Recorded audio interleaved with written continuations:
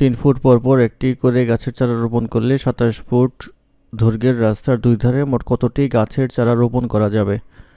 তো 3 ফুট পর পর যদি হয় তাহলে এখানে বলেছে হচ্ছে 27কে 3 দ্বারা ভাগ করব, আসবে হচ্ছে 9টা। এখন এক পাশে হচ্ছে 9টা আর এক পাশে 9টা, কিন্তু এখানে ব্যাপার হচ্ছে যদি আপনি এরকম গাছ লাগান 3 ফিট পর পর তাহলে 1টা 2টা 3টা 4টা 5টা 6টা 7টা 8টা এই 9টা, অর্থাৎ এই 3 ফুট এখানে 3 ফুট এখানে 3 ফুট এখানে 3 ফুট এখানে 3 ফুট এখানে 3 ফুট এখানে 3 ফুট এখানে 3 ফুট এখানে 3 ফুট। তাহলে 3 ফুট হলো 1টা 2টা 3টা 4টা 5টা 6টা 7টা 8টা 9টা ভাগে হচ্ছে 3 নং 27 ফুট।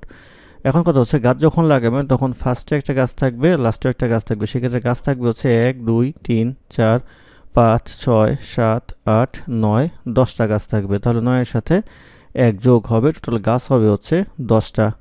এখানেও 9 এর সাথে 1 যোগ হবে, গাছ হবে হচ্ছে 10টা। অর্থাৎ দুই ধারে যদি একইভাবে গাছ লাগান তাহলে এই পাশে গাছ হবে হচ্ছে 10টা, এই পাশে গাছ হবে হচ্ছে 10টা। এই মোট গাছ লাগবে হচ্ছে 20টি। এই 20টি হবে হচ্ছে এই প্রশ্নের উত্তর।